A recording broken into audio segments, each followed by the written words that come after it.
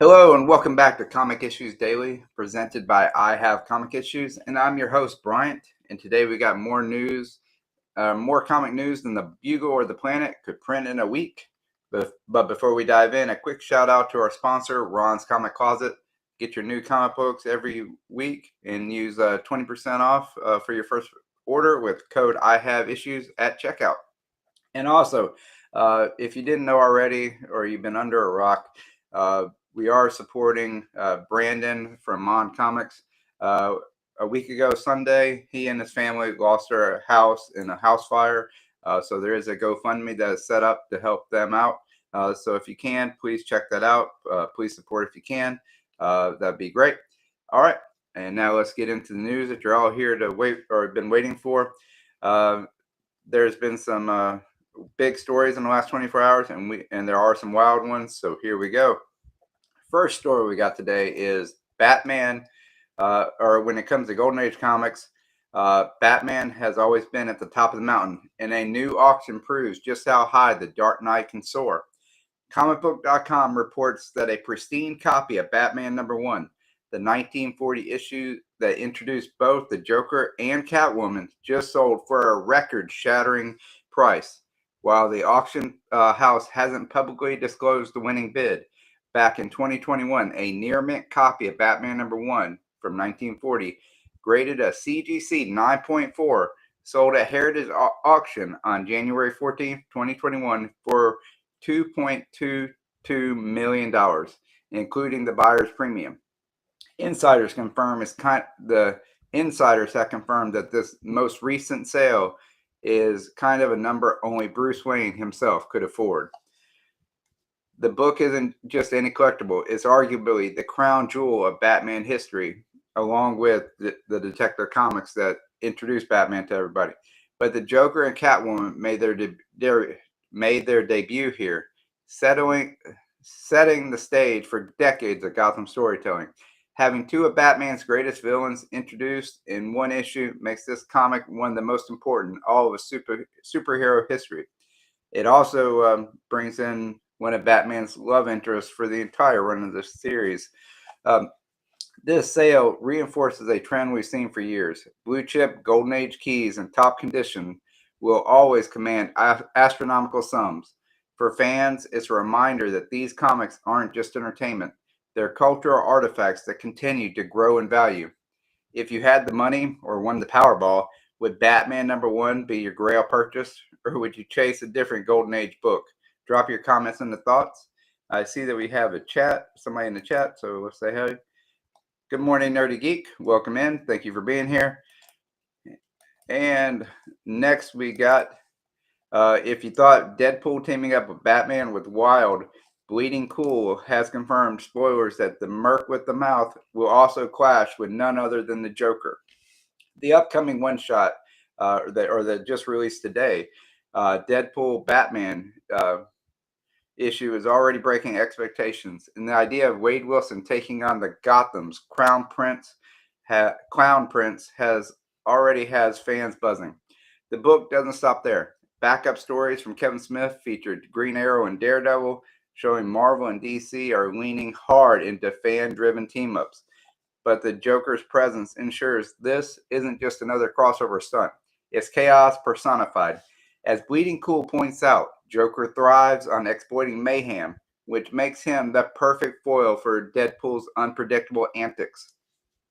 Collectors should take note, Marvel DC crossovers don't come often, and issues that feature marquee villains like Joker tend to become instant key books. If history repeats, this one-shot could have long-term staying power in the aftermarket. Who do you think actually wins if Joker and Deadpool go head-to-head? Sound off in the comments. And then Marvel has released a preview of Captain America 4, and it promises one of the most exciting clashes in years. According to Marvel.com, Steve Rogers will finally face off against Dr. Doom in a confrontation that pits democracy against dictatorship. The preview shows Cap sneaking into Latveria, where Doom rules with an iron fist. Doom isn't just another villain. He's one of the most respected and feared figures in all of Marvel. Capable of standing toe-to-toe with the Fantastic Four, Iron Man, and even cosmic threats. Seeing Cap go up against him makes this story not only a personal uh, duel, but also a clash of ideals. Fans are already speculating that Doom's growing presence across titles could signal Marvel's intention to elevate him into a major role again. Maybe even setting the stage for when, or maybe trying to set up the stage for when Doom is going to be in the MCU, which he already is on the way. So they're just setting the stage to make that a big deal. Whose side are you on in this matchup? Cap's shield or Doom's iron will? Let me know in the comments how you think this fight should play out. Let me say hello to chat again. And Nerdy Geek thinks that the new Captain America has been great. Good morning, Cliff. Thank you for being here. And then it's official. James Gunn's Superman will be available to stream on HBO Max starting September 19th. That's this Friday. I am very excited. I saw it in the theaters. Ready to see it again, sitting in the living room. As reported by a Hollywood Reporter, since its theatrical run earlier this year, fans have been waiting for the DCU flagship film to hit streaming. Now the wait is over. This isn't just any Superman film. It's the first chapter in Gunn and Safran's DCU. Making it available on Max ensures the audience who missed the theatrical release can catch up before the next wave of DC projects. It also signals Warner Brothers Discovery's intent to keep the spotlight squarely on Superman as the foundation of the new universe. For Max, the release represents a major draw. With streaming wars still intense, having the most talked about superhero film of the year debut on their platform is a win for subscriber engagement. Are you planning to rewatch Gunn Superman at home? Or are you waiting to see how it connects to the next films? Tell me in the comments. Don't bother waiting. You need to just jump in. If you don't have Max, subscribe, watch it. You'll love it. It's great. All right. And then this is a little wacky, but it's pretty cool. Here's something no one saw coming. Bleeding Cool reports that the Terminator is getting its very own Christmas special this December. Yes, the unstoppable cyborg assassin is decking the halls. While details remain under wraps, the announcement alone has fans buzzing. Is this going to be a parody, a dark sci-fi holiday tale, or just a tongue-in-cheek one-shot meant to stand out on the shelves? Whatever the case, the idea of putting the Terminator in a holiday setting is so unusual that readers will be picking up out of sheer curiosity. Holiday specials has always been quirky staples of comic publishing, from Marvel's holiday specials to DC's festive anthologies. Seeing Terminator join the tradition blends nostalgia with novelty and ensures this will be one of the strangest comics on stands this winter. Would you pick this up for the novelty, or do you think this will actually end up collectible? Let me know down below. Yeah. Nerdy saying hello to Cliff.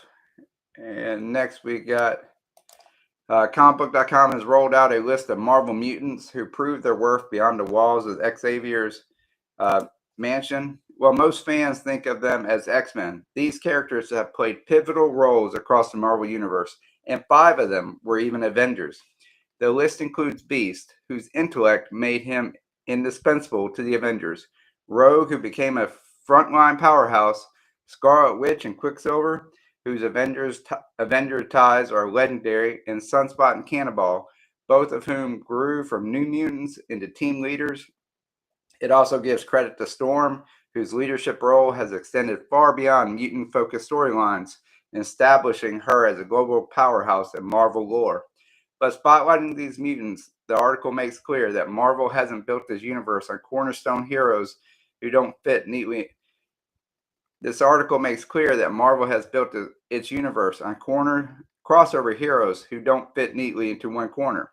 With the MCU preparing to introduce mutants, characters like Scarlet Witch could serve as a natural bridge between Avengers film and the X-Men franchise. And that might be the case, but right now she's dead. So, but you know, people or characters never stay dead in comics. Which of these crossover mutants do you think Marvel should spotlight first in the MCU? Drop your answer in the comments. And then 10 DC heroes, or the Arrowverse may be over. but its impact is still being felt. Comicbook.com highlighted 10 heroes whose portrayal on TV made them stronger than their comic book versions. The list includes Green Arrow, elevated by Stephen Amell's dark, grounded portrayal, The Flash, whose optimism was cemented by Grant Gustin, and Black Canary, who was given multiple interpretations across the show. Supergirl also shined under Melissa Benoist, while Legends of Tomorrow fleshed out characters like the Atom, Ray Palmer, and Steel, Nate Haywood. Even supporting heroes like Martian Manhunter and Constantine got some of their best live-action runs in Arrowverse. Though the shows have ended, the Arrowverse made these characters household names and in some cases outshine their comic incarnations. It's proof that television adaptations can redefine heroes for a new generation of fans. Whose Arrowverse portrayal do you think was the biggest improvement over the comics? Let's debate in the comments. And speaking of comments, Nerdy wants a comic accurate rogue in the movies. I think most people do. And then in a surprise revelation from comicbook.com, James Gunn has confirmed that Peacemaker was originally written for Dave Bautista, not John Cena. Gunn envisioned his Guardians of the Galaxy star in the role, and Bautista admit the part was written for me. But Bautista ultimately turned it down between scheduling conflicts with Zack Snyder's Army of the Dead and financial considerations. He couldn't make it work. That left Gunn searching for another lead, and John Cena stepped up. The result was lightning in a bottle, with Cena redefining Peacemaker as a breakout DCU character. It's a fascinating what-if moment for the DCU. Had Bautista been available, the entire tone of the character could have shifted. Instead, Cena brought a unique mix of comedy and vulnerability that made the role his own. Do you think Bautista would have been a better fit? Or did fate give us the perfect Peacemaker in Cena? Comment below with your thoughts. My personal opinion, I think John Cena is perfect for the role. I cannot see Bautista as Peacemaker. That just doesn't work for me. All right. Then we got ICV2 has broken news of a major industry shakeup. Disney is partnering with WEBTOON to launch a new digital comic platform. This deal will bring backlist titles from Disney-owned publishers and potentially open the door for exclusive original content. For WEBTOON, it's a huge win. Already dominating in mobile-first comics, the addition of the Disney catalog could draw in an audience who never touched the app before. For Disney, it's a way to meet younger readers where they are, instead of relying solely on print or dedicated Marvel/DC platforms. This collaboration could also signal the start of a new strategy in comic distribution. Could Marvel titles find their way onto WEBTOONs? Will we see Disney-branded webcomics? Either way, the move shows how rapidly the industry is changing. Would you read Marvel or Disney stories on WEBTOONs, or do you stick to print? Tell me where you stand in the comments. And then, finally, Bleeding Cool's daily Lying in the Gutter wrapped up the day by spotlighting Captain America and Wonder Woman as the most talked about heroes online. These two icons continue to dominate conversation, showing just how much staying power they have in the pop culture landscape. What's interesting here is how their storylines mirror each other. Both characters embody timeless ideals, truth, justice, resilience, and they often serve as moral compasses in their universe.